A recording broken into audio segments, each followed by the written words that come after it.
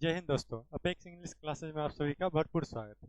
तो कैसे आप लोग? उम्मीद करते हैं आप लोग बहुत ही अच्छे होंगे, बेहतरीन होंगे और बहुत ही ज़बरदस्त तरीके से अपनी पढ़ाई कर रहे होंगे। दोस्तों, पीछे की क्लास में हम देखे थे क्लास 12 की जो हिस्ट्री है, मॉडर्न हिस्ट्री, उसमें हम बात कर रहे थे उपनिवेशवाद और देहात के बारे में। चैप्टर का नाम क्या था? उपनिवेशवाद और देहात।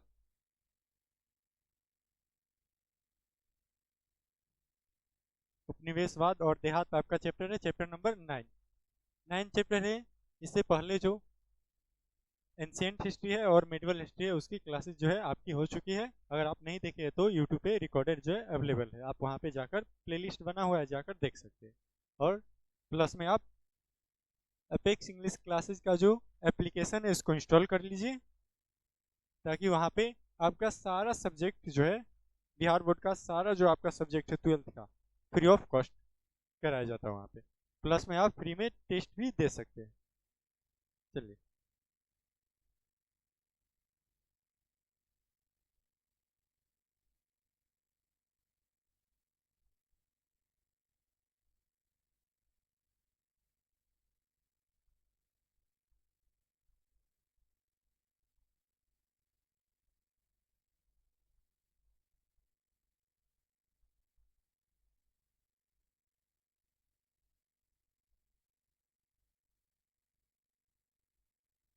कल तक हमारी बात हो गई थी इस प्रकार से, इस्तेमारी बंदोबस्त में जमींदार असफल क्यों रहे। जमींदार जो है इसमें कर जो है अदा करने में वो असफल क्यों रहे, क्यों, क्या कारण है कि जमींदार जो है अपनी रकम जमा नहीं कर पाता था शासक के सामने? क्या कारण रहा कि वो चूक जाते थे, जिस कारण उनकी जमींदारी जो है छीन ली जाती थी? क्या कारण क्या रहा? तो कारण रहा कि शुरू बार में जो इस्तेमारी बंदोबस्त में जो कर जो है फिक्स किया गया था, जो राजस्व फिक्स किया गया था, वो बहुत ज्यादा था। इतना ज्यादा कि उतना दे पाना उस समय के किसानों के लिए संभव नहीं था। बहुत ज्यादा कर जो है बहुत ज्यादा था, और उपज की कीमत जो है किसानों को बहुत कम मिलती थी बाजार में। तो इस कारण वो क्या करते थे, चूक जाते थे। पहला कारण ये रहा। दूसरा कारण कि ऊंची मांग 1920 जो है, 1920 के दशक में शुरू हुआ। 1920 के दशक में लागू की गई इसमें, जो जब कृषि का उपज क्या था, कृषि की उपज की कीमत जो है बहुत नीची थी, उसी समय इस व्यवस्था को लागू कर दिया गया था। तो उसे कीमत मिलेगा किसानों को, तभी तो वो राजस्व दे पाएगा। उसके बाद अगला क्या कारण रहा इसमें? तो राजस्व जो है असमान था। असमान था कहने का अर्थ हुआ कि अगर आपके साथ फसल में आपको कोई क्षति होती है, किसी भी प्रकार की आपको समस्या होता है जिस कारण आपकी उपज नहीं हो पाती है, फिर भी आपको राजस्व देना ही पड़ेगा। क्या फसल अच्छी ना हो या खराब, फसल खराब हो, फिर भी आपको क्या देना पड़ेगा? फिर भी आपको राजस्व देना ही पड़ेगा। ये सूर्यास्त विधि भी लागू कर दिए थे इस कारण। इसमें होता यह था कि अगर आप राजस्व नहीं देते तो आपकी संपत्ति जो है, आपका जो राजस्व है, वो नीलाम कर दी जाएगी, और जिसकी बोली ज्यादा लगाया जाएगा, जो ज्यादा बोली लगाएगा, वो उसको सौंप दिया जाएगा। इस प्रकार से चलता था। जमींदारों की शक्ति को क्या कर दिया गया था? तो जमींदारों की शक्ति को सीमित कर दिया गया था, और धीरे धीरे ये शक्ति जो है, जमींदारों की सारी शक्ति कलेक्टरों को सौंप दिया गया। चलिए, जमींदारों का विरोध किस प्रकार से चल रहा था? तो जमींदारों का विरोध, जमींदारों ने इस दबाव से उबरने के लिए क्या किया? तो जमींदारों ने विरोध किया। ये जो इस्तेमारी बंदोबस्त, स्थायी बंदोबस्त, ये जो चल रहा था, इसका विरोध किया जमींदारों ने। क्यों? क्योंकि उन्हें भी नहीं मिल पाता था इनकम, उन्हें भी जो है आमदनी नहीं होती थी। इस कारण उन्होंने भी क्या किया? विरोध किया इसका। विरोध किया कि फर्जी बिक्री का तरकीब निकाला। क्या निकाला? फर्जी बिक्री का तरकीब। फर्जी बिक्री का तरकीब यानी वो राजस्व देने से चूक गया। अब शासक क्या करेगा? शासक करेगा कि उसकी जो संपत्ति है उसे नीलाम करेगा। तो नीलाम करने में ये क्या करते थे कि नीलामी की जो बोली लगाई जाती है, उसमें बोली लगाने वालों में अपने ही लोगों को रख देते थे, भेज देते थे अपने ही लोगों को कि बोली लगाओ तुम। और बोली लगाते थे उन्हीं के लोग, कोई भी उसके उसके यहाँ काम करने वाले कोई भी व्यक्ति हो सकते, उसके यहाँ रसोई हो सकते, कोई भी हो सकता है। सभी को भेज देते थे कि तुम बोली लगाओ। बोली लगा देने के बाद जब कहा जाता था कि पैसे आप लाइए और अपनी जो राजस्व है वो ले जाइए, तो वो क्या कहता था, पैसे नहीं तो हम दे कहाँ से, पैसा ही नहीं है।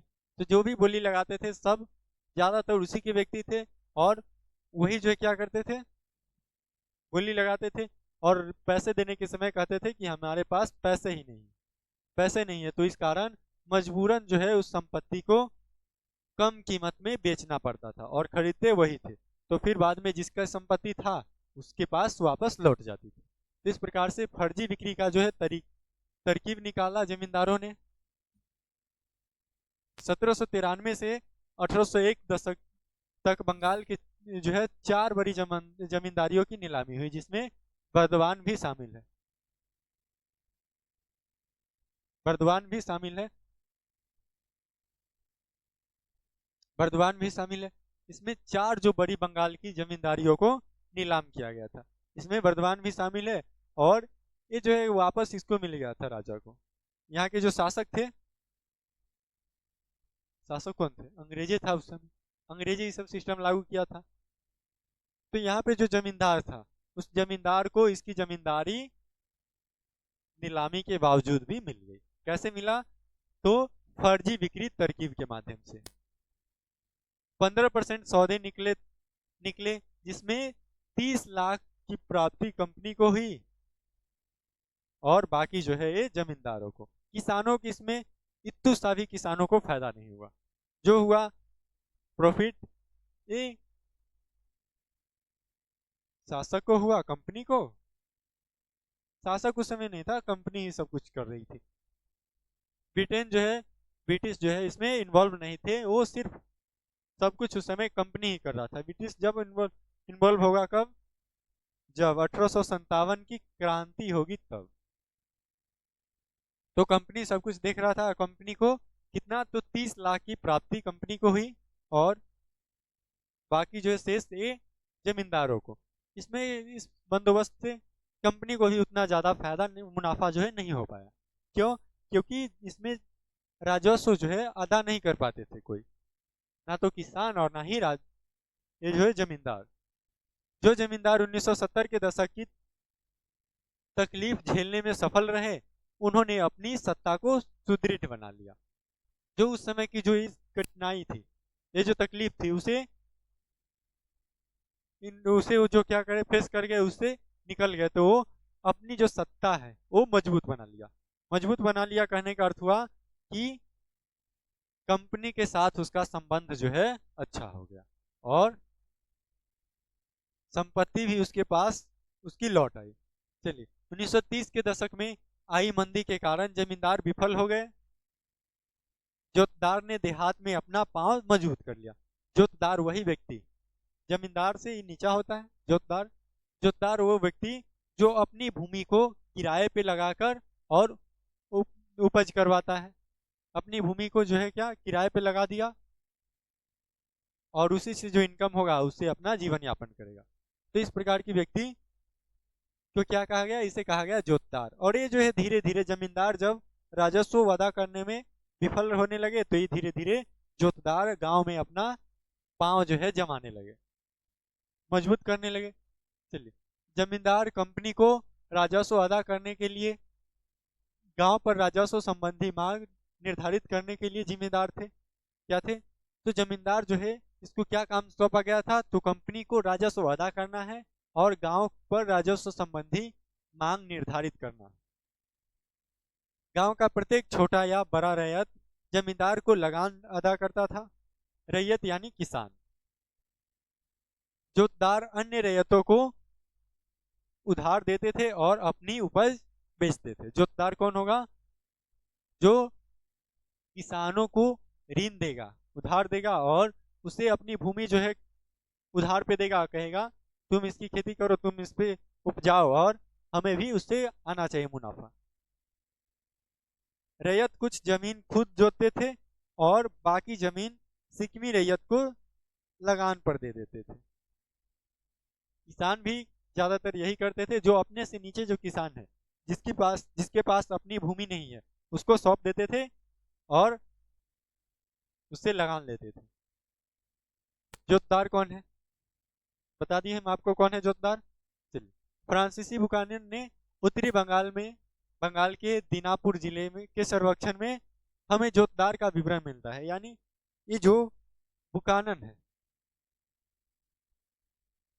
बुकानन के जो विवरण है, दिनाजपुर जिले के जो सर्वेक्षण है उसमें जो विवरण है उसमें जोतदार की टिप्पणी की गई, जो जोतदार की जो है विवरण किया गया उसमें। गांव में जोतदार की शक्ति जमींदारों से अधिक होती थी, पहले नहीं थी। जब जमींदारों ने क्या किया, जमींदारों ने जब अपनी जो राजस्व वो अदा करने में वो चूक जाते थे, तब ये धीरे धीरे अपना पांव जो है मजबूत करने लगे। जमींदारों को राजस्व भुगतान जानबूझकर देरी कराते थे। ये जो जोतदार होते थे ये जानबूझकर देरी करवाते थे जमींदारों को राजस्व भुगतान करने में। क्यों? क्योंकि ज्यादातर जो है किसान रैयत ये जोतदारों की भूमि पे खेती करते थे, तो इस कारण जोतदार उन्हें मना करते थे जल्दी जो है लगान देने के। उन्हें कहते थे कि तुम देरी करो इसमें। क्यों? क्योंकि इसकी बनती नहीं थी जमींदारों को, जमींदार और जोतदार की बनती नहीं थी। जोतदार के अन्य नाम जैसे हवलदार, गणितवार हो गया, गणितदार हो गया, जवादार हो गया, मंडल हो गया, घाटीदार हो गया, ये सब नाम किसका है? ये सब जोतदार का ही नाम है। ब्रिटिश कानून ये जो है ब्रिटिश कालीन राजस्व प्रणाली किस प्रकार की रही? तो 3 प्रकार की चल रही थी। एक अस्थाई बंदोबस्त, जिसे हम जमींदारी बंदोबस्त भी कह सकते हैं या फिर इतवारी बंदोबस्त भी कह सकते हैं। दूसरा रैयतवारी और तीसरा महालवारी। देखो, अस्थाई बंदोबस्त में क्या किया गया था, तो इसमें राजस्व फिक्स कर दिया गया था पहले से ही कि कैसी भी परिस्थिति हो राजस्व इतना ही आपको अदा करना पड़ेगा, तो करेगा, इतना ही करना पड़ेगा। रैयतवारी में ये होता था, इसमें कंपनी डायरेक्ट किसान से जो है राजस्व वसूलेगी। अस्थाई बंदोबस्त में क्या होता था, कंपनी जमींदारों को रखती थी बिचौलिए के तौर पे, कि राजस्व वसूली करने के लिए बिचौलिए के तौर पे जमींदार को रखती थी कि जमींदार किसानों से पैसा लाएगा, राजस्व लाएगा और हमें सौंपेगा। लेकिन ये जो है रैयतवारी व्यवस्था में ये किया गया कि कंपनी डायरेक्ट उस किसान जमींदार से ना मिलकर डायरेक्ट उस किसान से मिलेगा और किसान से राजस्व वसूलेगा। इसमें जो है क्या, तो किसी भी बिचौलियों का स्थान नहीं दिया गया रैयतवारी में। महलवारी में बिचौलिए के तौर पे मुखिया को रखा गया। गांव का जो मुखिया होता है, प्रधान, तो मुखिया को रखा गया। मुखिया जो है अपने इलाके के सभी लोगों से राजस्व वसूल कर और कंपनी को सौंपेगी। चलिए, तो स्थायी बंदोबस्त कौन लागू किए थे? लॉर्ड कॉर्नवालिस 1793 में। ये कहाँ कहाँ लागू हुआ? तो बंगाल में, बिहार में, उड़ीसा में, यूपी के बनारस में, यूपी के बनारस में और उत्तरी कर्नाटक में, उत्तरी कर्नाटक में लागू हुआ ये। अंग्रेजी भारत का 19% क्षेत्रफल पर ये लागू किया गया था।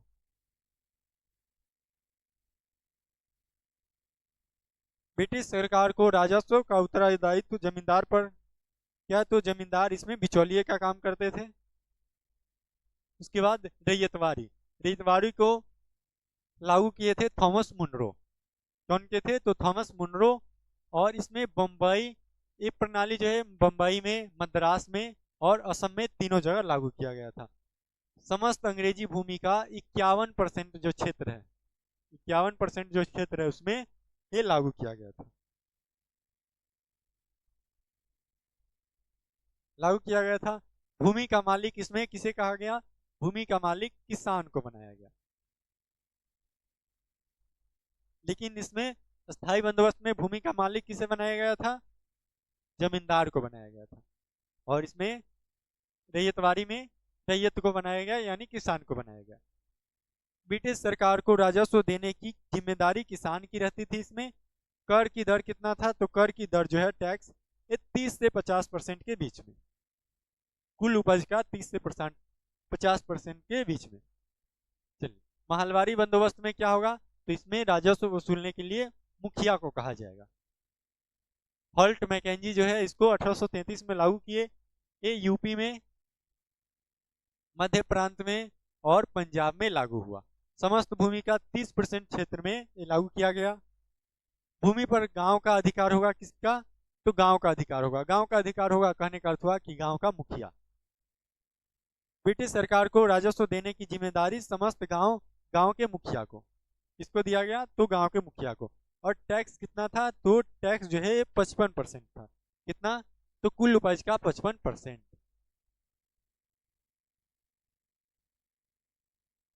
तो तीनों जो है भू राजस्व प्रणाली आपको स्पष्ट हो गई होगी। डिटेल में देखते हैं पांचवी रिपोर्ट। ये जो पांचवी रिपोर्ट है क्या? तो जब British company, east India company यहाँ आई भारत में, तो यहाँ पे उसके जो कार्य प्रणाली चल रही थी, जिस प्रकार से वो अपनी ट्रेड की जो नीति अपनाई थी, अपनी व्यापार की नीति अपनाई थी, व्यापारिक नीति जो चल रही थी उसकी, उससे जो अंग्रेज, जो ब्रिटिश में जो उसके खिलाफ जो कंपनी थे, जो लोग उसके खिलाफ थे, ईस्ट इंडिया कंपनी को नहीं चाहते थे कि वहाँ पे ईस्ट इंडिया कंपनी ना रहे, बल्कि हम जाकर वहाँ पे व्यापार करें, तो उन लोगों ने ब्रिटिश के संसद में ईस्ट इंडिया कंपनी के खिलाफ जो है क्या किए?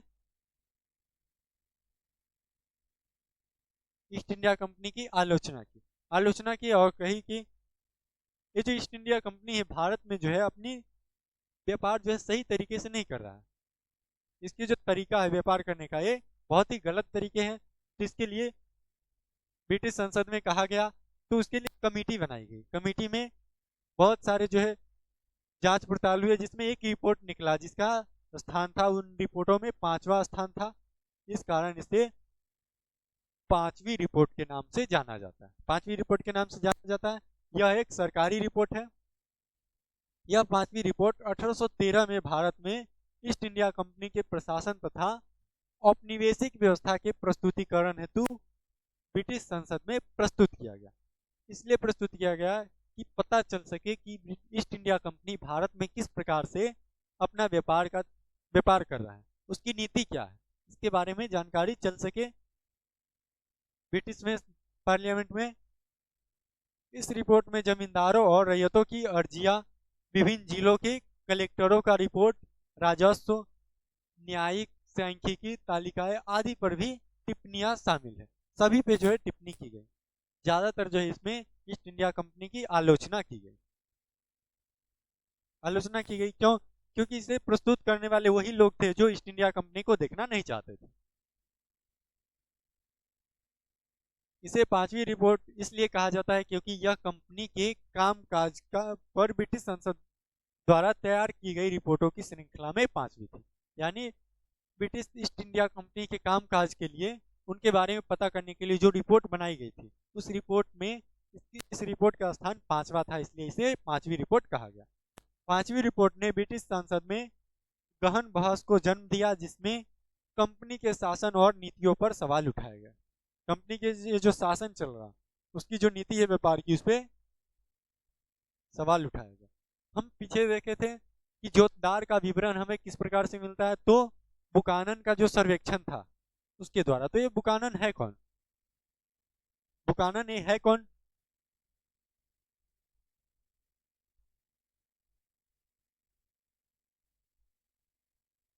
ये बुकानन है कौन? तो फ्रांसीसी है, एक चिकित्सक है। क्या? फ्रांसीसी चिकित्सक है जो भारत आया था और बंगाल चिकित्सक सेवा में 1794 से 1815 तक रहे। बंगाल चिकित्सक सेवा में रहे।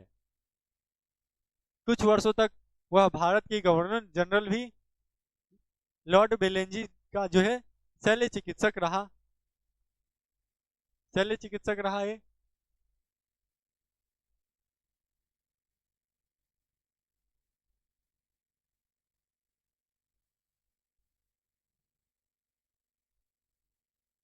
चल, ये लॉर्ड बेलेंजी जो है इसका शल्य चिकित्सक रहा और अपने प्रवास के दौरान उसने कलकत्ता में एक चिड़ियाघर की स्थापना की। क्या की? तो चिड़ियाघर की स्थापना की कलकत्ता में, जिसे हम वर्तमान में जो कोलकाता कहते हैं उसे कलकत्ता कहा जाता था। वे थोड़े समय के लिए वनस्पति उद्यान के प्रभारी रहे। बंगाल सरकार के अनुरोध पर उन्हें ब्रिटिश ईस्ट इंडिया कंपनी के अधिकार क्षेत्र में आने वाली भूमि का विस्तृत सर्वेक्षण किया गया। तो इसी सर्वेक्षण में जो दारों का जो है विवरण किया गया। 1815 में वह बीमार हो गए और इंग्लैंड चले गए। अपनी मौत माता की मृत्यु के पश्चात हुए उनकी जायदाद में वारिस बने और उन्होंने उनके वंश का नाम हैमिमटन रखा। इसलिए जो है उन्हें अक्सर बुकानन हैमिमटन कहा जाता है। राजस्व बंदोबस्त की नीतियां क्या रही? तो पहला तो अस्थायी बंदोबस्त रहा। इसे देख चुके। जमींदारी व्यवस्था के अंतर्गत भू राजस्व किसानों के जमींदारों नामक बिचौलियों को सौंपा गया था। जमींदारों द्वारा एकत्रित कुल भू राजस्व में सरकार का हिस्सा कितना? तो 10/11 हिस्सा सरकार का, कहने का अर्थ हुआ ईस्ट इंडिया कंपनी का, और शेष जो हिस्सा है वो होगा किसका? तो जमींदार का। 1/11 जो शेष हिस्सा है जमींदार का। किसानों को इसमें इतू सा भी फायदा नहीं हुआ। थोड़ा बहुत जो भी फायदा हुआ ये कंपनी को और जमींदार को। यह प्रणाली पश्चिम बंगाल में, बिहार में, उड़ीसा में, उत्तर प्रदेश में, आंध्र प्रदेश में, मध्य प्रदेश में सबसे अधिक प्रचलित थी। चलिए, किसानों को मात्र रैयत यानी मात्र जो है किराएदार का दर्जा दिया गया। किसानों को मात्र किराएदार का दर्जा दिया गया और उन्हें भूमि संबंधी अधिकार जो है उनसे छीन लिया गया। सारे जो है इनके भूमि संबंधी अधिकार किसको दे दिया गया? तो जमींदार को दे दिया गया।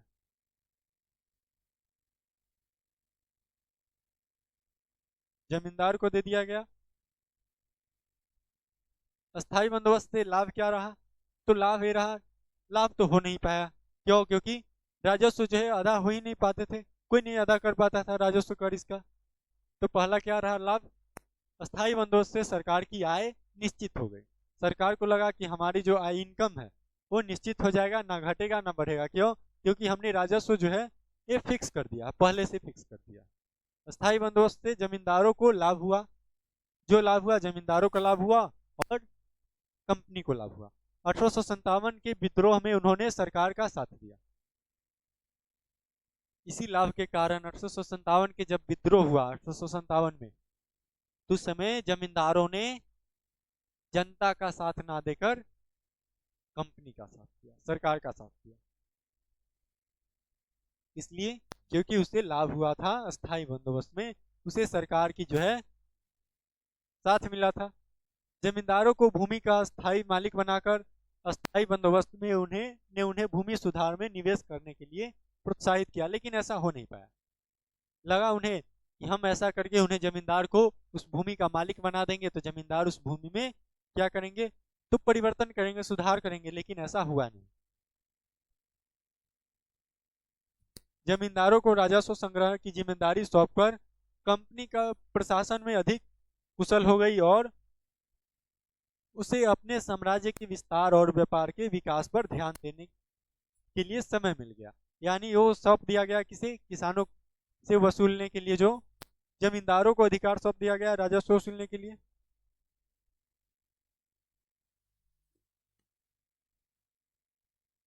अब जमींदार को सौंप दिया गया तो कंपनी के जो प्रशासनिक अधिकारी थे उनको तो इस काम से छुटकारा मिला, तो अगले दूसरे और काम करेंगे, कोई और काम करेंगे। तो इसलिए उन्हें क्या? तो विकास पर ध्यान देने के लिए समय मिल गया। उनके जो अधिकारी थे उन्हें समय मिल गया। अरे आपके चार्ल्स कॉर्नवालिस,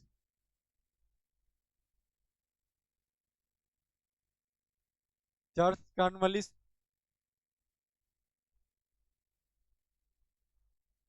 अमेरिका स्वतंत्रता संग्राम के दौरान कॉर्नवालिस ये जो ब्रिटिश ईस्ट इंडिया कमांडर था, ये इस अमेरिका में जब स्वतंत्रता संग्राम चल रहा था उस समय ये ईस्ट इंडिया का क्या था? एक कमांडर था, सेना का कमांडर था ये। जब 1793 में बंगाल में इस्तेमारी बंदोबस्त लागू किया गया उस समय कॉर्नवालिस बंगाल का गवर्नर जनरल था। गवर्नर जनरल इसलिए बनाया गया क्योंकि कंपनी जो है ये व्यापार करने आई थी और शासन करना शुरू किया, लेकिन कंपनी जो है एक जगह बैठकर शासन कैसे कर सकती है? क्या एक जगह बैठकर पूरे भारत पे कैसे शासन कर सकती है? इतना बड़ा क्षेत्रफल है, तो इसलिए शक्ति को विकेंद्रीकरण किया, शक्ति को बांटा। और बांटा ऐसे जैसे उसे अपनी सुविधा हो, प्रशासनिक सुविधा हो।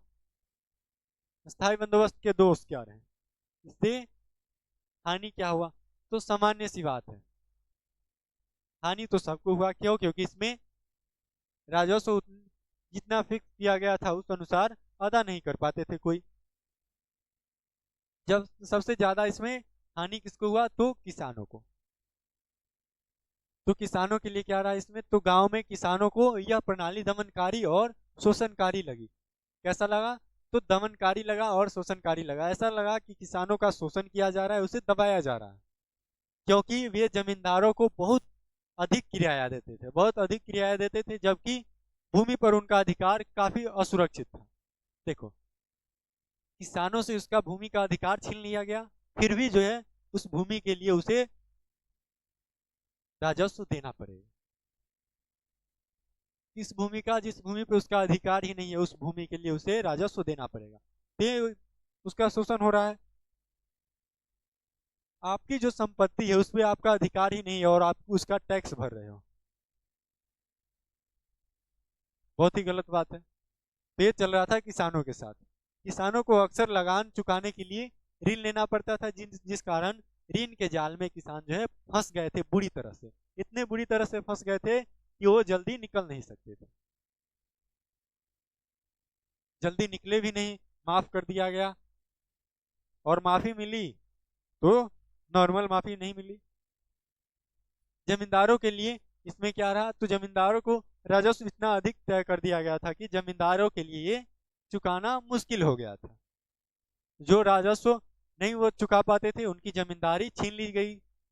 जमींदार जमीन सुधारने के लिए इतने उत्सुक नहीं थे, इतने उत्सुक नहीं थे, वो उत्साहित नहीं थे कि हम जमीन, ये जो भूमि सुधार है वो हम करें। जब तक जमींदार देख जब तक जमीन देकर लगान मिल सके, वे अपने मन पसंद क्या करते थे? तो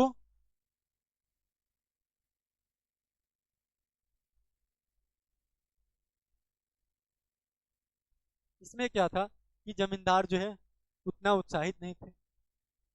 उसे लग रहा था कि ये क्या काम करना है किसानों को, हमें तो सिर्फ क्या, तो हमें राजस्व चाहिए।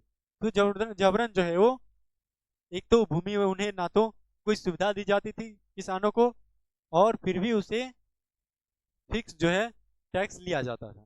इस कारण किसानों की जो स्थिति बहुत ज्यादा खराब हो गई थी। इतना खराब हो गई थी कि उसे अपना जीवन यापन करने के लिए भी ऋण लेना पड़ता था, कर्ज लेना पड़ता था। इस कारण वो अपनी छोटी से छोटी जरूरत पूरा करने के लिए उसे कर्ज लेना पड़ता था, जिस कारण कर्ज के जाल में वो बुरी तरह से फंस गए। और किस जमींदारों को भी हानि हुआ। क्या हानि हुआ? कि बहुत सारे जमींदारों की जो है संपत्ति छीन ली गई। इस कारण, क्योंकि वो अपनी राजस्व नहीं चुका पाए। कंपनी के लिए क्या हानि हुआ? तो 19वीं सदी के पहले दशक तक खेती धीरे धीरे विस्तारित हुआ, बाजार में कीमतें बढ़ी। यद्यपि इससे जमींदारों की आय में वृद्धि हुई, लेकिन कंपनी के लिए यह कोई लाभ नहीं था, क्योंकि वह राजस्व मांग में वृद्धि नहीं कर सकती थी।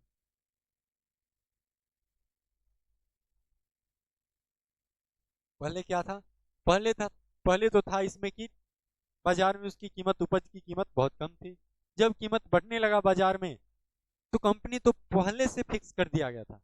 पहले तो ये दिमाग में बैठा लो कि इस व्यवस्था से किसानों को जरा सा भी फायदा नहीं हुआ।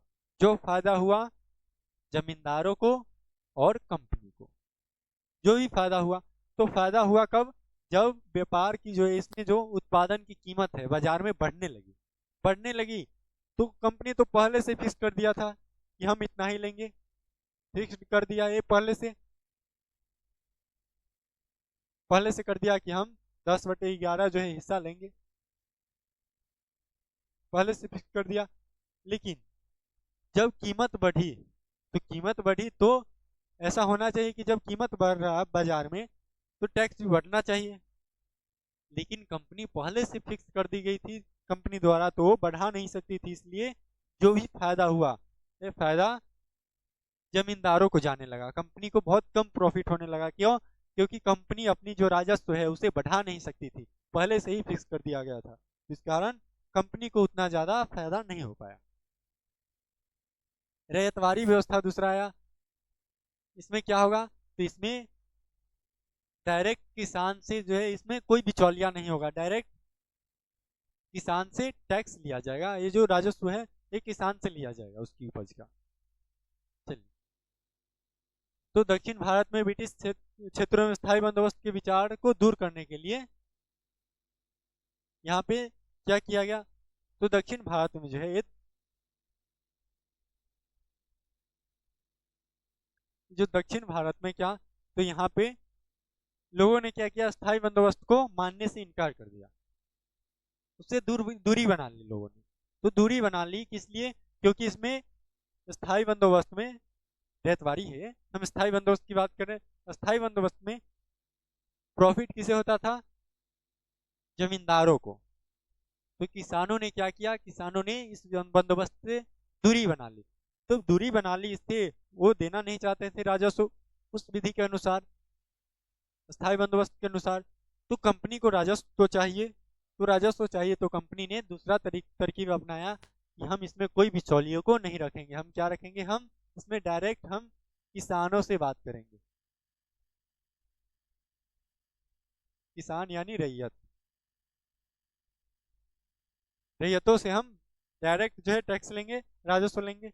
रैयतवाड़ी प्रणाली को 18वीं शताब्दी के अंत में कैप्टन अलेक्जेंडर रीड के द्वारा और थॉमस मुनरो के द्वारा लागू किया गया था। किसके द्वारा? दो व्यक्ति हैं, एक रीड के द्वारा और एक थॉमस मुनरो के द्वारा।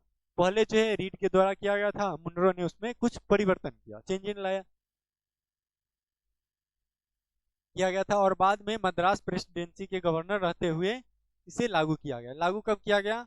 तो लागू किया गया 1819 से 26 के बीच में। 1819 से 26 के बीच में इसे लागू किया गया। किसके द्वारा?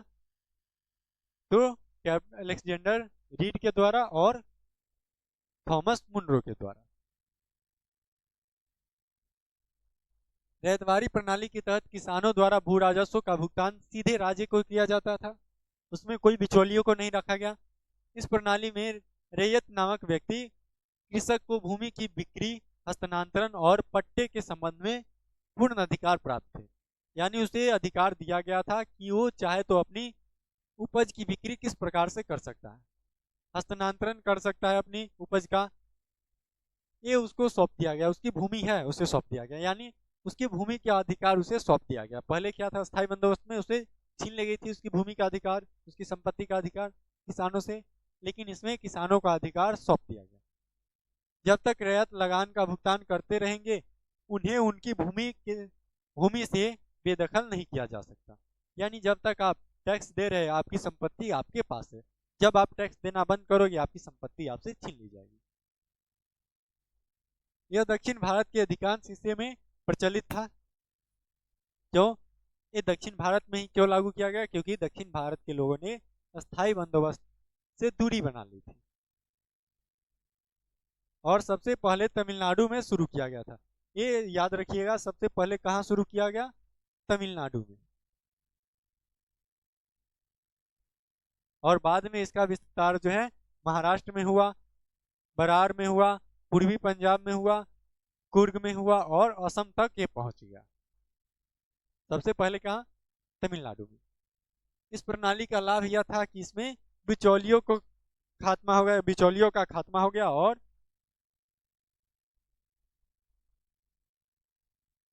इससे क्या हुआ? तो किसानों को जमींदारों की जो अत्याचार था उससे मुक्ति मिली।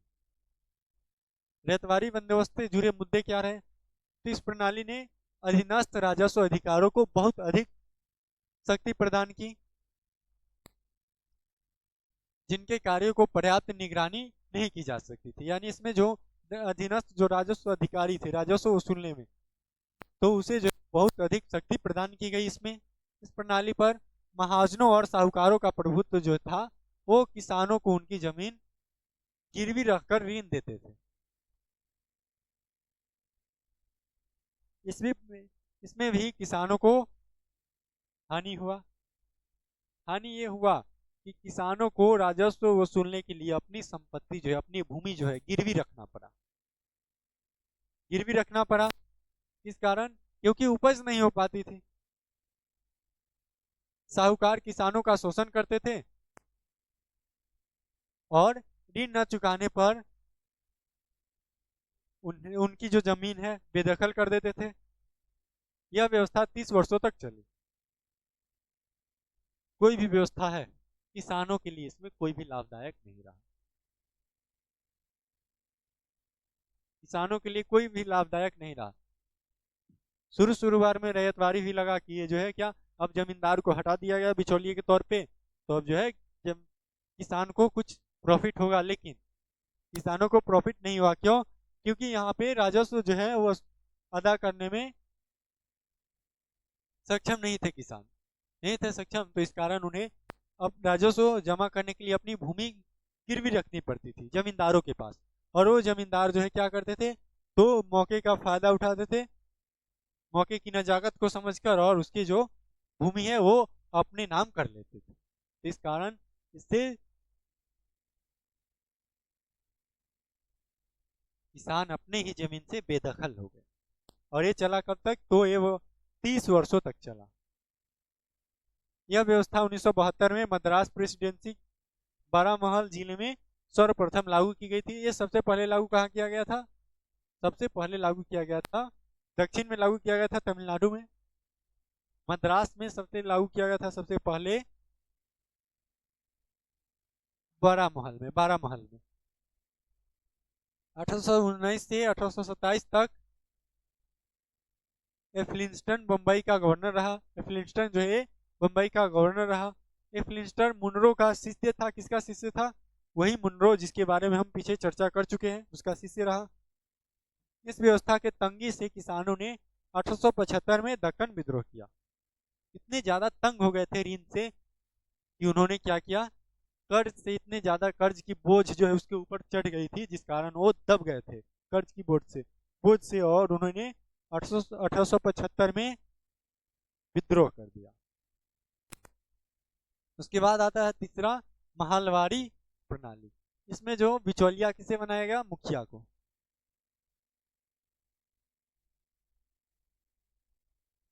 मुखिया को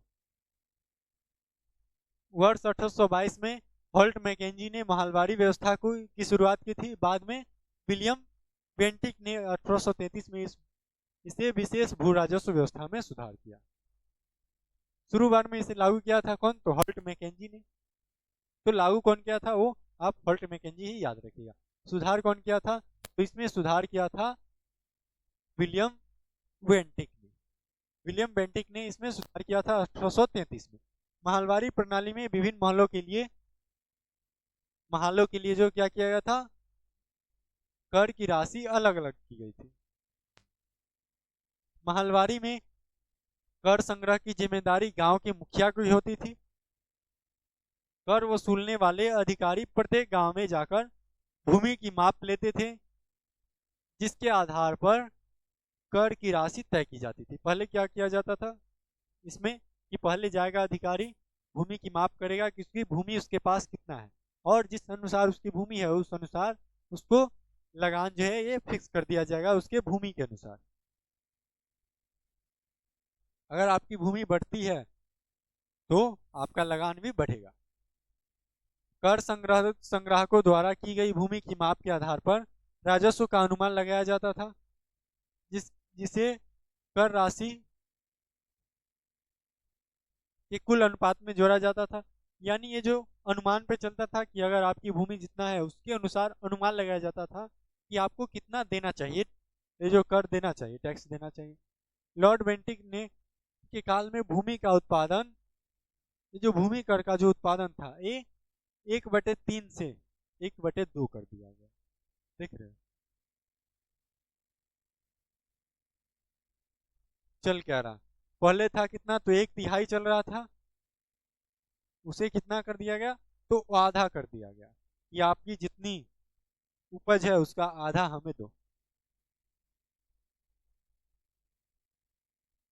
एक कितना तो 1830 से 40 के दशक में उत्तर भारत में गरीबी, अकाल और मंदी की तबाही आ गई इससे। इस कारण क्योंकि किसानों को उसकी उपज की आधी कीमत, आधा जो है वो पूरा सरकार को देना पड़ता था। इस कारण क्या हुआ, तो 1830 के 40 30 से 40 के दशक में गरीबी आया, अकाल पड़ा और मंदी की तबाही आई।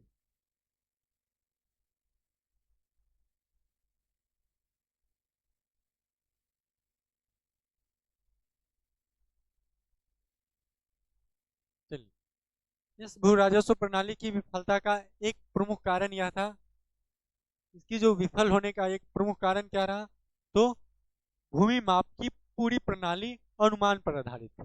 ये जो भूमि माप की जो प्रणाली थी, ये अंदाजा लगाया जाता था, अनुमान लगाया जाता था कि आपकी जो भूमि है उस पर कितना आपको लगान देना चाहिए, कितना टैक्स आपको देना चाहिए, ये अनुमान लगाया गया था। क्या किया गया था, तो ये अनुमान लगाया गया था।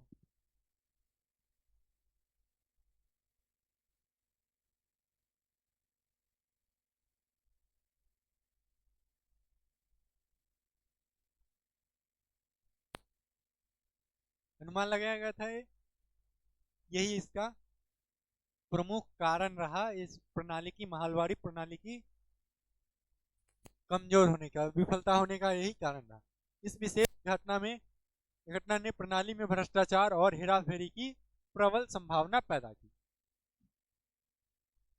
अब अनुमान के आधार पे है, तो अधिकारी जो है क्या, इतने तो अधिकारी ईमानदार नहीं है कि अनुमान पे है तो उसमें वो अपनी ईमानदारी ना दिखाए। क्या, ईमानदार है लेकिन उतना भी ईमानदार ना है कि अपनी ईमानदारी ना दिखाए। तो अनुमान के आधार पे इसलिए वो भी अपना अनुमान लगाकर और कुछ अपना भी मुनाफा उसमें कमा लेते थे अधिकारी। तो इस कारण भ्रष्टाचार जो है इसमें बढ़ा, हेरा फेरी की संभावना प्रबल हुई, जिस कारण ये असफल रहा। इसके अतिरिक्त ईस्ट इंडिया कंपनी का एकत्रित व्यय कभी कभी कर की वास्तविक राशि से अधिक हो जाती थी। ईस्ट इंडिया कंपनी का जो व्यय था, खर्च था, वो कभी कभी वास्तविक राशि से अधिक हो जाती थी, बहुत ज्यादा खर्च हो जाता था। देखोगे आप तो ये जो चल रहा था,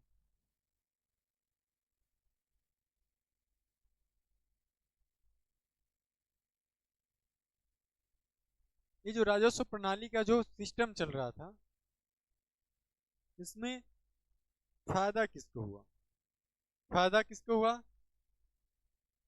तो ज्यादातर फायदा तो ये किसानों को हुआ, अधिकारियों को, किसानों को नहीं हुआ, ये जमींदारों को हुआ, अधिकारियों को हुआ और थोड़ा बहुत कंपनी को भी हुआ।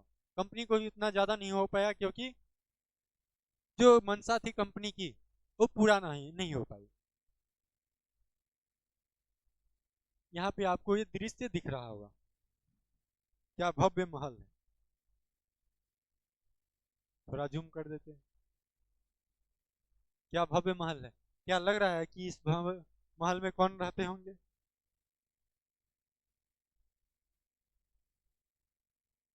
कौन रहते होंगे इसमें, किसानों के शुभचिंतक।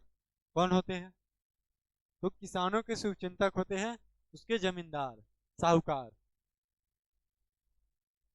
तो इसमें कौन रहते थे, इसमें रहते थे जमींदार।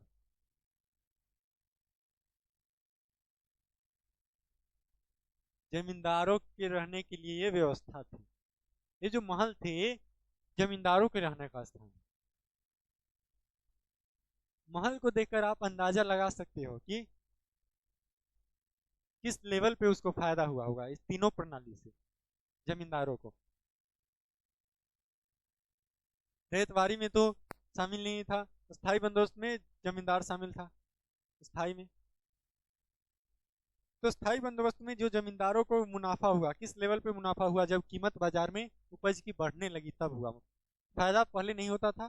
फायदा कब हुआ, मुनाफा कब हुआ, जब कीमत बढ़ने लगी बाजार में, तब उत्पादन का। तो ये रहा जमींदारों का भव्य महल। चलिए, अब बातें करते हैं आगे।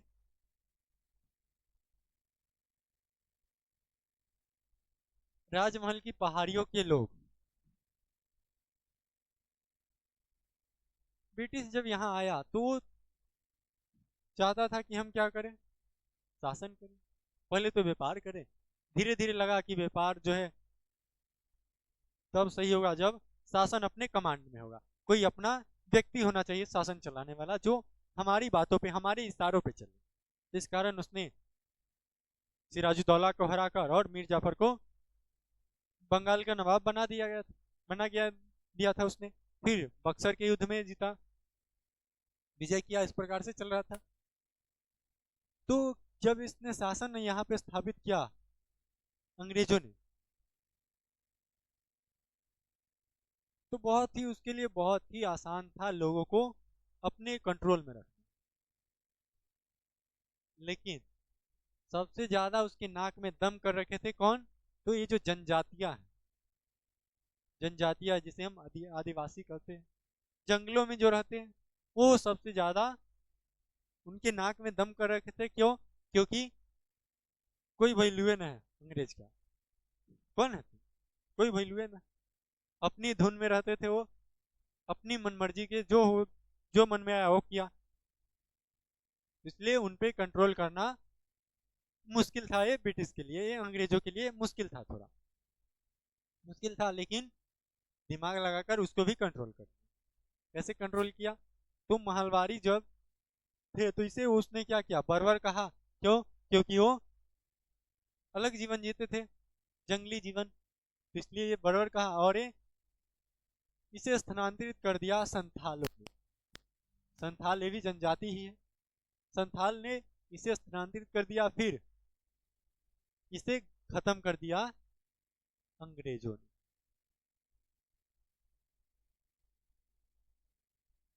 देख रहे हो क्या चल रहा था? पहले था राजमहल की पहाड़ी में जो जनजातियां रहती थी, वो तो अंग्रेजों के चंगुल में नहीं आते थे, अपने मन की चलते थे। फिर इसे स्थानांतरित किया संथालों ने। क्यों? क्योंकि ये थोड़े बहुत राजमहल की पहाड़ी में जो लोग रहते थे उससे थोड़े बहुत अलग थे। थोड़े बहुत अलग थे कहने का अर्थ हुआ कि ये भी खेती करने का तरीका सेम था, लेकिन ये जंगल से बहुत ज्यादा जुड़े रहते थे। जंगल से बहुत ज्यादा इसे स्नेह था, प्रेम था। लेकिन संथालों को उतना ज्यादा जंगल से लगाव नहीं था। वो भी जंगली थे लेकिन उतना ज्यादा जंगल से लगाव नहीं था। तो इस कारण अंग्रेजों ने फायदा उठाया, संथालों को अपने कंट्रोल में कर दिया। कैसे किया हम देखते हैं। पहले फिलहाल बात कर ले राजमहल की जो जनजातियां है उसके बारे में। चलिए, तो 18वीं शताब्दी के राजस्व अभिलेखों से राजमहल की पहाड़ी के लोगों के बारे में जानकारी हम पा सकते हैं किससे? तो राजमहल की जो पहाड़ी की जानकारी है, वहाँ के लोगों की जो जानकारी हम राजस्व ये जो राजस्व है अभिलेखों से प्राप्त कर सकते हैं। राजमहल की पहाड़ियों में के आसपास रहने के कारण इनका क्या था, ये पहाड़ी के कारण रहते थे। इस कारण ये कहा गया कि राजमहल की पहाड़ियों के लोग। किस कारण कहा गया राजमहल के पहाड़ियों के लोग? क्योंकि राजमहल के पहाड़ी के आसपास ये रहते थे। जंगल से बहुत ज्यादा इनको लगाव था। खेती करने का तरीका इनका घुमक्कड़ था, झूम खेती था जिसे हम कह सकते हैं। झूम खेती यानी एक जगह खेती करेगा, जब भूमि को साफ करेगा, उस कचरे को जिस जलाकर उसी भूमि में छींट देगा, उसे कुदाल से जोतेगा और फिर वहां पे खेती करेगा। और जब उसकी उर्वरक क्षमता जो है इस भूमि की लगेगा कि खत्म होने वाली, उसकी उपजाऊ क्षमता जो है खत्म हो रही है, तब उस भूमि को छोड़कर दूसरी भूमि की तलाश में चल देगा। लेकिन पूरा ध्यान रखेगा ये कि हमें पर्यावरण को, यानी हमें जो एक जंगल को कोई नुकसान नहीं पहुंचना चाहिए। जंगल को नुकसान नहीं पहुंचना चाहिए कहने का अर्थ हुआ, इस कारण से हल की भी उपयोग नहीं करते थे। हल का उपयोग नहीं करते थे। क्यों? क्योंकि हल से जब जुताई की जाती है तो भूमि के अंदर से बहुत गहराई से जो है भूमि को निकाला जाता है, तो उसकी जो उर्वरक क्षमता है, उपजाऊ जो क्षमता है, बहुत अंदर तक खत्म हो जाएगी, तो बहुत टाइम लगेगा। फिर उसे पानी में, तो इस कारण वो क्या करते थे, तो हल का उपयोग नहीं करते थे, कुदाल का उपयोग करते थे। कुदाल से कितना जोत सकते हो आप खुद जानते हो, कितना कर सकते हो, तो ये कुदाल का उपयोग करते थे। और अपने इलाके में किसी भी बाहरी व्यक्ति को आने नहीं देते थे। क्यों? क्योंकि उन्हें लगता था कि वो हमारे जंगल को नुकसान पहुंचा सकते हैं। ये जंगल जीवन व्यतीत करते थे एवं झूम खेती किया करते थे। झूम खेती क्या होगा? एक प्रकार की कृषक है जिसमें वनों को काट कर जला दिया जाता था और फिर कुछ वर्षों तक उस भूमि पर खेती किया जाता था। जब मिट्टी की उर्वरकता जो है कम हो जाती थी, तब वो उस स्थान को छोड़कर दूसरे स्थान पर चले जाते थे और यही प्रक्रिया अपनाते थे दोबारा। विलियम होजेस जो है ब्रिटिश कलाकार है। इसने क्या किया, तो इसने इस दृश्य को एक फोटोग्राफी के तौर पे प्रस्तुत किया। 1782 में भागलपुर के कलेक्टर क्लीवलैंड द्वारा के निमंत्रण पर यहाँ आया यहाँ, और यहाँ की मोहल्लों, यहाँ के जो महलों है उसका भ्रमण किया। बड़े बड़े सुंदर प्राकृतिक से संबंधित यहाँ के जो दृश्य है उसे एक फोटोग्राफी के तौर पे प्रस्तुत किया। फोटो बनाकर, चित्र बनाकर उसको प्रस्तुत किया। यहाँ पे जो गांवों को घूमा और यहाँ की जो दृश्य है उसको प्रस्तुत किया।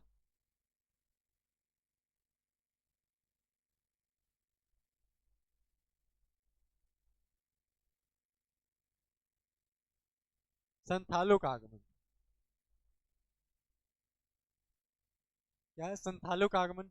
तो संथाल जो है ये इसी समय पहाड़ी लोगों का समक्ष एक नई संथालों का आगमन हुआ। पहाड़ी लोग पहले से ही थे। पहाड़ी लोग जो है, राजमहल की पहाड़ी लोग, वो पहले से ही थे। और उसी समय एक नई जो जनजाति है वो आए। कौन? तो संथाल। संथाल जमीन जोत कर चावल और कपास उगाते थे। क्या करते थे? जमीन को जोत कर चावल और कपास उगाते थे। जंगलों को काट कर इतमारी लकड़ी निकालते थे। जंगलों को काट कर वो लकड़ियां बनाते थे, निकालते थे अपने घर बनाने के लिए।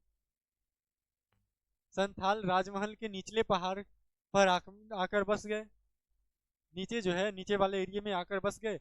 दोनों जनजातियां झूम खेती करती थी, लेकिन पहाड़िया खेती के लिए कुदाल का उपयोग करते थे, जबकि संथाल हल का उपयोग करते थे। दोनों के बीच लंबी संघर्ष हुआ।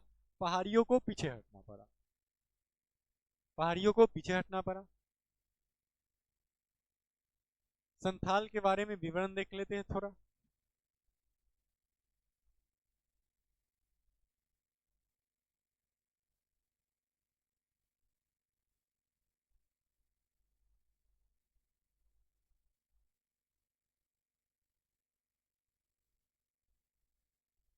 तो बुकानन ने संथालों को जो क्या, बुकानन का दौरा कर रहा था बुकानन, तो उस समय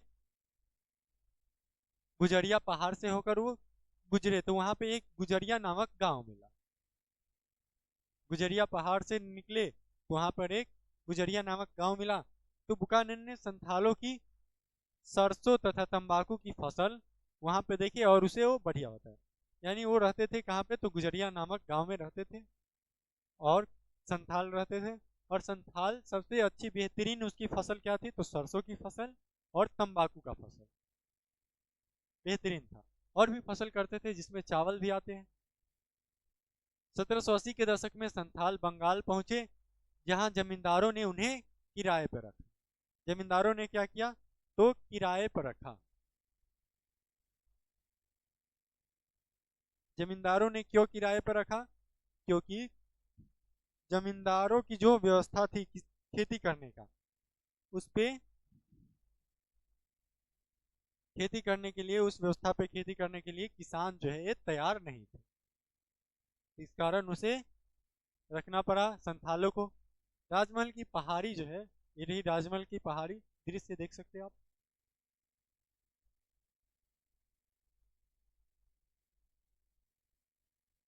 ये दृश्य आप देख सकते हैं राजमहल की पहाड़ी। ये झारखंड में स्थित है। झारखंड में स्थित है।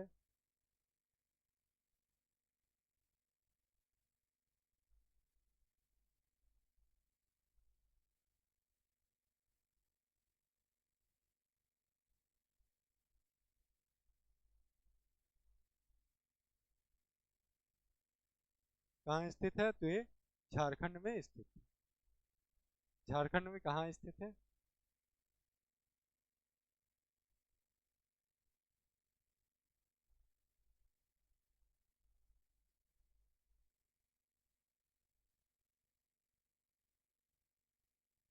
ये जो एरिया आपको दिख रहा होगा, ये जो एरिया आपको दिख रहा है, यहीं पे स्थित है।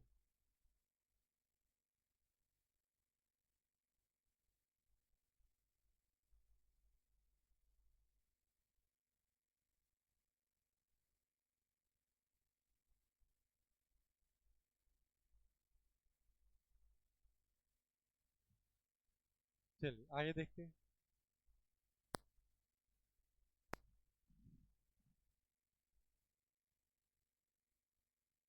आगे देखते हैं संथालों की बसावट किस प्रकार की थी, किस प्रकार से वो रहते थे। तो किस प्रकार से रहते थे? तो 1832 में इन्हें राजमहल की पहाड़ियों के निकले निचले भाग में बसने के लिए एक बड़ा क्षेत्र दामिनी को दे दिया गया। किसके द्वारा? तो अंग्रेजों के द्वारा, जमींदारों के द्वारा, अंग्रेजों के द्वारा इसे एक भूमि दिया गया। उस भूमि को नाम क्या दिया गया? दामिन ई को। इस जगह को संथालों की भूमि घोषित कर दी गई। इनको सीमांकित कर दिया गया। क्या? तो इसे तय कर दिया गया कि आप इतने इलाके, मान लो ये है तो आप इतने इलाके में रहोगे, इससे आगे आप नहीं जा सकते। ये जो एरिया है आप इसके अंदर ही रहोगे। अब इसकी जो प्रकृति थी कैसी थी संथालों की? तो इसकी नेचर जो है ये था झूम खेती करने का, जो एक स्थान पे हो नहीं सकता। एक स्थान पे कितने दिनों तक करेगा? यहाँ पे करेगा, फिर उसकी उर्वरक क्षमता खत्म होगा, फिर आगे जाएगा यहाँ पे करेगा, फिर रहने के लिए भी स्थान चाहिए, फिर यहाँ पे करेगा, यहाँ पे एक समय आएगा कि ये सबकी उर्वरक क्षमता लगभग खत्म हो गई होगी। लगभग सबकी उर्वरक क्षमता खत्म हो गई होगी। अब सिर्फ क्या, जो पहले थे उतना ही रहेंगे, संख्या उसका नहीं बढ़ेगा। संख्या बढ़ेगा तो उसको रहने के लिए भी स्थान चाहिए, खेती करने के लिए भी स्थान चाहिए। तो एक समय आएगा कि जनसंख्या से उसका स्थान ये भर जाएगा, तो ये खेती करेगा कहाँ पे? तो इस प्रकार से संथालों को भी अपने वश में कर लिए थे अंग्रेजों ने। संथालों को भूमि देने से पहले अंग्रेजों ने उन्हें एक अनुदान पत्र द्वारा संबोधित कर लिया गया था, बंधित कर लिया गया था, उसे बांध लिया गया था अपने अंदर में। किस लिए? तो दी गई भूमि के 10वें भाग की सफाई करके 10 वर्षों के अंदर जोतना था। जो भूमि उसे दिया गया था उसके 10वें भाग, उसे उसके 10वें भाग को 10 वर्षों के अंदर जोतना था, ये उसके लिए सौंपा गया था उसे। यहाँ पे एक शब्द है इक्वांटिट। इक्वांटिट क्या होता है? इसमें जो है ये एक ऐसा एक तस्वीर है जो ताम्र पट्टी में अम्ल की सहायता से चित्र के रूप में कटाई करके छापी जाती है। क्या किया जाता है? तो ताम्र के पत्थर पे अम्ल की सहायता से उसे काट कर छपाई की जाती है चित्र का। इस चित्र को एक्वा टिंट कहा जाता है। दूसरा आया किरायाजीवी। किरायाजीवी शब्द ऐसे लोगों के लिए है जो अपनी संपत्ति के किराए की आय पर जीवन यापन करते थे। क्या करते थे? जैसे जोतदार। रैयत। कौन रैयत? जो अपनी भूमि को किराए पर देते थे और उस किराए की जो आय होती थी उस पर अपना जीवन यापन करते थे। उसके लिए किरायाजीवी यानी किराए पर जिंदा रहता था, इसलिए किरायाजीवी कहा गया। यहाँ पे आपको दिख सकता है संथालों की बसावट किस प्रकार की थी। थोड़ा फ्रेश नहीं होगा?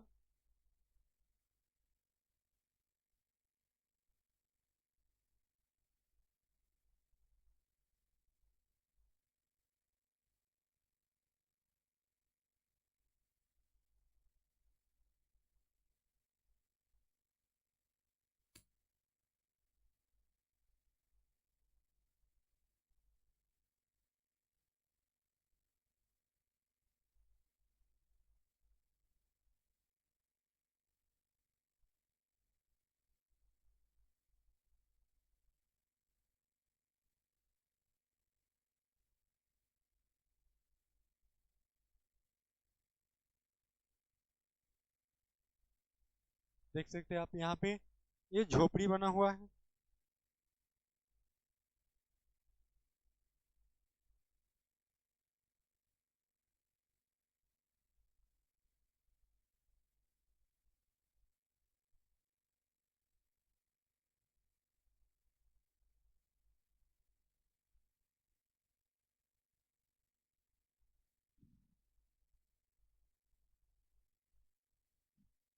चलिए, यहाँ पे झोपड़ी बना हुआ है, यहाँ पे वृक्ष है, और यहाँ पे एक व्यक्ति जो है लाठी लेकर बैठे हुए, लाठी यहाँ पे बैठे हुए। इस प्रकार की इनकी बसावट थी पहाड़ियों के बीच में, जंगलों के बीच में।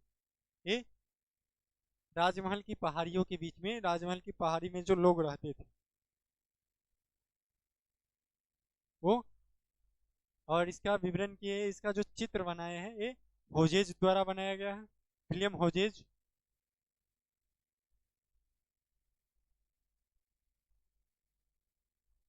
संथालों ने क्या किया, संथालों को कहा गया कि तुम क्या करो, तुम्हें हम जमीन का एक टुकड़ा सौंप देते हैं, वो सीमित रहेगा, उसी में अपना जीवन यापन करो, और उसके 10वें भाग को 10 वर्ष के अंदर जोत कर हमें दो।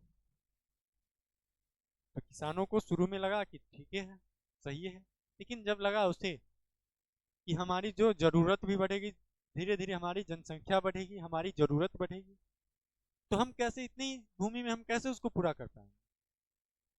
और हमारी जो नेचर रही है शुरू से, वो एक जगह से दूसरे जगह जाकर खेती करने की रही है, तो कैसे हम कर सकते हैं। तो ये लगा कि उसे हमें क्या, हमारे साथ गलत हो रहा है, तब संथालों ने विद्रोह किया, विद्रोह किया जिसमें शामिल थे सिद्धू और कान्हू। कौन शामिल थे, तो दो व्यक्ति थे, आदिवासी, सिद्धू और कान्हू, दोनों शामिल थे। नेतृत्व कर रहे थे आंदोलन का दो व्यक्ति, नाम याद रखिएगा, डायरेक्ट ऑब्जेक्टिव में पूछता है। सिद्धू और कान्हू। संथाल विद्रोह का नेतृत्व कौन कर रहे थे, तो सिद्धू और कान्हू। ये रहा सिद्धू।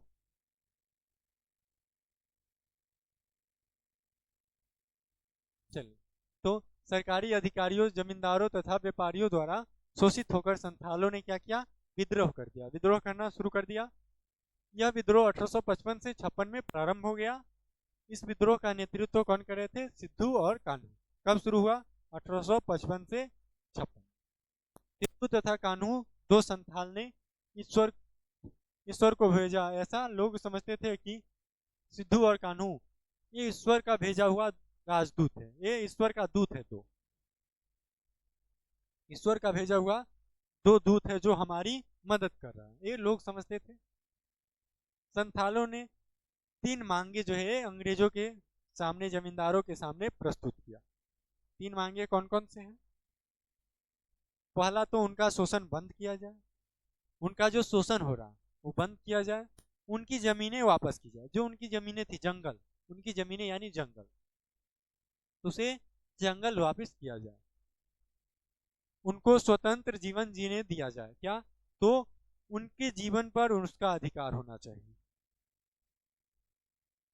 उसे कैसा, तो स्वतंत्र जीवन जीने दिया जाए, जो चाहे वो कर सकते थे, जो पहले करते थे, जिस प्रकार से पहले रहते थे। ये मांगे थी उसकी, जो कि पूरी नहीं हुई। बुकानन का विवरण देखते हैं। बुकानन वही जिसके बारे में हम पीछे चर्चा कर चुके हैं। बुकानन यहाँ पे जब भ्रमण करते हैं, यहाँ पे भ्रमण करते हैं, तो उन्होंने बहुत सारे जो है व्यवस्थाएं देखी, यहाँ की जो स्थिति थी वो देखे, तो उन्होंने विवरण प्रस्तुत किया। विवरण में वनों की बटाई और स्थानीय कृषि, स्थायी कृषि के बारे में किस प्रकार से बोल रहे हो, तो निचली राजमहल की पहाड़ियों में एक गांव से गुजरते हुए बुकानन ने लिखा है कि इस प्रदेश का दृश्य बहुत ही बढ़िया है। क्या है, दृश्य देखने में बहुत ही अच्छा है। जैसा आप देखें कि पहाड़ियों के बीच में, जंगलों के बीच में एक गांव बसा हुआ है छोटा सा, बहुत ही सुंदर दृश्य है उसका,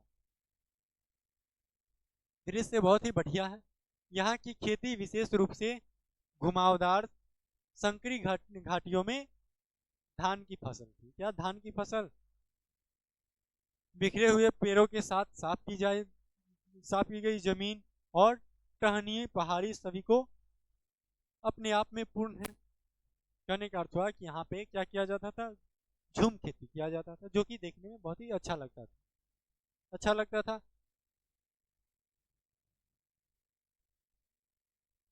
और ये जो दृश्य है वो एक संवेदनशील थे, बहुत ही अधिक से संवेदनशील थे।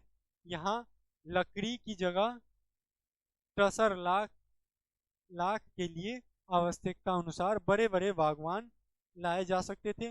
बाकी जंगल को भी साफ किया जाता था और जो भाग इस प्रयोजन के लिए उपयुक्त न हो वहां पर पनई, तार और महुआ के पेड़ लगाए जाते थे। यानी जो भूमि बंजर हो, कृषि के लिए योग्य नहीं हो, वहां पर तार के और महुए के पेड़ लगा दिए जाते थे, तार के और महुए के पेड़ लगा दिए जाते थे। ये रही वहाँ की जो कृषक थे, स्थायी जो कृषक थे, उसके बारे में जानकारी। कहाँ पे?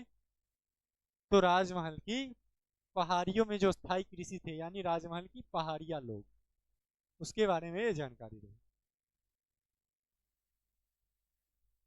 चलिए फिर कुडिया के पास की चट्टानों के बारे में क्या कहा? कुडिया जो है, कडुआ, उसके जो पास जो चट्टाने हैं उसके बारे में।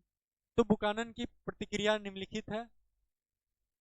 आगे लगभग 1 मील चलने के बाद में चट्टानों के एक शिलाफलक पर आया। क्या? तो ये चट्टानों के एक टुकड़े पे, शिलाफलक पे आया, फलक यानी टुकड़ा, जिसका कोई यह एक छोटा दानेदार ग्रेनाइट है जिसे लाल लाल फेल्डास्फर क्वार्टर्स और काला अवरक लगा है। इस पे काला अवरक लगा है, क्वार्टर्स लगा है।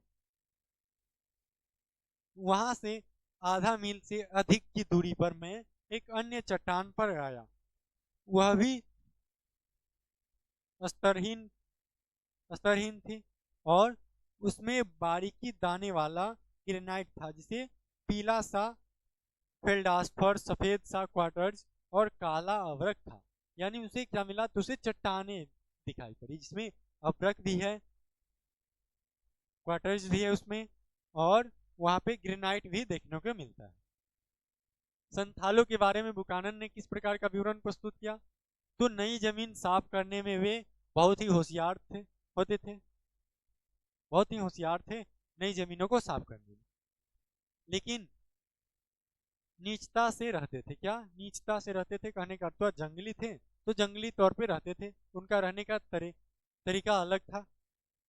उनकी झोपड़ियों में कोई बाड़ नहीं होती थी और दीवार सीधी खड़ी होती थी। उनकी झोपड़ियों में जो है कोई भी किसी भी प्रकार की सुविधाएं नहीं, वो क्या, सीधी दीवार, उसकी सीधी दीवार खड़ी होती थी, कोई भी डिजाइन कुछ भी नहीं, डायरेक्ट सीधा खड़ा खड़ा कर दिए, एक रहने के लिए जो है टेम्पररी सटी हुई थी। छोटी छोटी सटी हुई लकड़ियों की बनी होती थी उसकी जो दीवार थी, वो कैसी? तो दीवार एक टाटी थी, टाटी हुआ करती थी जो लकड़ियों से बनाई गई थी, छोटी छोटी लकड़ियों से, जिस जिन पर भीतर की ओर लेप लगा होता था, मिट्टी का लेप लगा दिया उस पे। झोपड़ी छोटी और मैली कुचैली होती थी। कैसी होती थी? तो अब जंगली लोग हैं तो मैली कुचैली तो थोड़ी बहुत रहेगी भी। उनकी छत सपाट होती थी और उसमें उभार बहुत कम होता था। छत कैसा था? तो छत जो है सपाट होती थी और उभार बहुत कम होता था। चलिए, देहात में विद्रोह। देहात में लोगों ने क्या किया? तो लोगों ने देहात में, बंगाल में, देहात में, दक्कन में, इस सब तरह, बम्बई में क्या किया? विद्रोह कर दिया। विद्रोह करने का कारण क्या रहा? तो विद्रोह करने का कारण रहा कि उनकी जो दशा थी बहुत ही दयनीय कर दी गई थी ब्रिटिश द्वारा।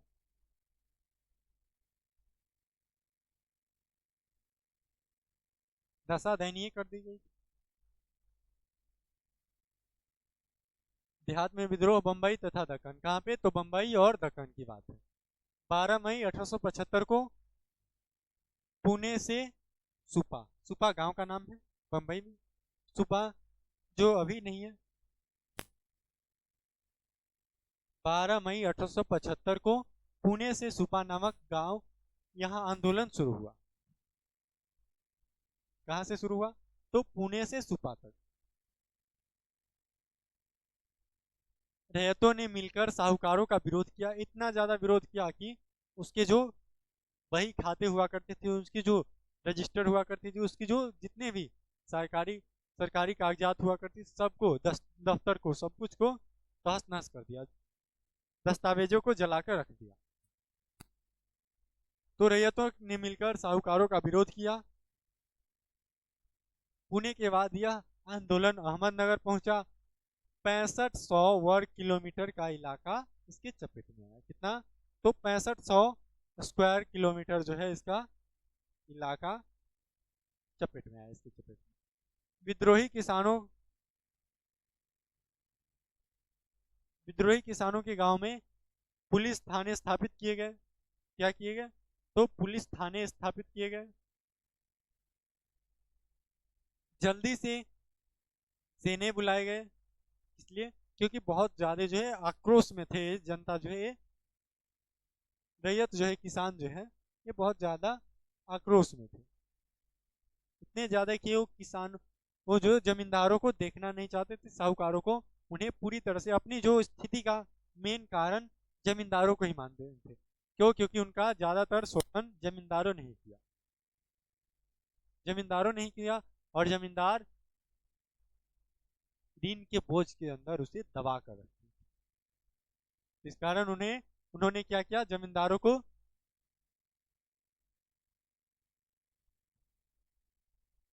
तहस नहस कर दिया, जमींदारों को। तो विद्रोह को रोकने के लिए, विद्रोह को दबाने के लिए क्या किया गया? विद्रोह को दबाने के लिए गांव में जहां पे विद्रोह चल रहा था वहां पे पुलिस थाने स्थापित किए गए और जल्दी से सेना भेजा गया। 95 व्यक्तियों को गिरफ्तार कर लिया गया, लेकिन देहात को काबू करने में कई महीने लग गए। 95 व्यक्ति को तत्काल जो है गिरफ्तार कर लिया गया, किसानों को। 16 मई 1875 को पूना जिला के मजिस्ट्रेट ने पुलिस आयुक्त को लिखा। क्या लिखा? उसके पास एक पत्र लिखते हैं। क्या लिखते हैं उसमें? तो शनिवार दिनांक 15 मई को सुबह में आने पर मुझे इस उपद्रव का पता चला। ये जो उपद्रव है, ये जो विद्रोह था, उसका पता चला उसके मजिस्ट्रेट को। ये पता चला कब? तो 15 मई को। एक साहूकार का घर जो है पूरी तरह से जला दिया गया था। लगभग 1 दर्जन मकानों को तोड़ दिया गया और उनमें घुसकर वहां के सारे सामान को आग लगा दी गई। खाते पत्र होते हैं, जो बही खाते होते हैं, उस सबको जला दिया गया। अनाज, देहाती कपड़ा सड़कों पर जला दिया गया, जहां राख के ढेर अभी भी देख सकते हैं। ये विवरण किसका है? ये जो वाणी है, ये बोल रहे हैं कौन? ये बोल रहे हैं मजिस्ट्रेट।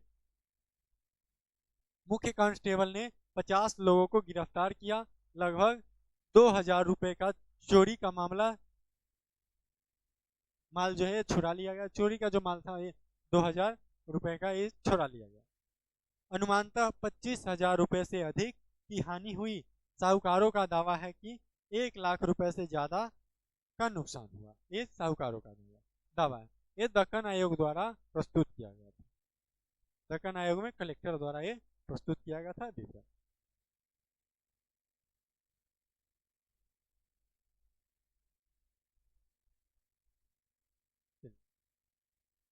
राजस्व की अधिकता, किसानों की ऋणग्रस्तता तथा अकाल की स्थिति। मतलब राजस्व जो है बहुत अधिक हो गया था, जिससे क्या हुआ? किसान ऋण के अंदर दब गए, ऋण के बोझ से दब गए। उस कारण क्या हुआ? उस कारण अकाल की स्थिति पैदा हुई। इस तो पीछे भी हम चर्चा कर चुके हैं। 1820 के दशक में रैयतवारी बंदोबस्त में पदाधिकारियों ने भू राजस्व दर अधिक रखी थी। अधिक रखी थी। 1830 के दशक में कृषकों पर अत्याचार बढ़ गए तथा उनकी स्थिति दयनीय हो गई थी, बहुत ही दयनीय उसकी स्थिति हो गई थी। इस कारण क्योंकि अत्याचार उस पर ज्यादा होने लगे थे। ब्रिटेन द्वारा कपास की उत्पादन की आवश्यकता, आपको शायद याद होगा पीछे की क्लास में जब हम शुरू में ये देखे थे,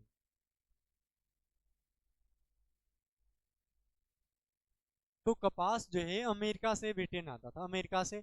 लेकिन अमेरिका में 1861 में जो है क्या चल रहा था, गृह युद्ध, आपसी जो है अमेरिका में आपसी जो है झगड़ा चल रहा था, गृह युद्ध, लड़ाइयाँ चल रही थी। उस कारण उतने ज्यादा जो है कपास नहीं पहुंचा पाते थे अमेरिका, अमेरिका से नहीं पहुंच पाता था ब्रिटेन में। इस कारण उसे चाहिए क्या था, एक नया जो है बाजार चाहिए, एक नया जो है उत्पादक क्षेत्र चाहिए था कपास का। इसलिए उसे नजर आया क्या, भारत। कपास उत्पादन क्षेत्र के रूप में उसे भारत नजर आया।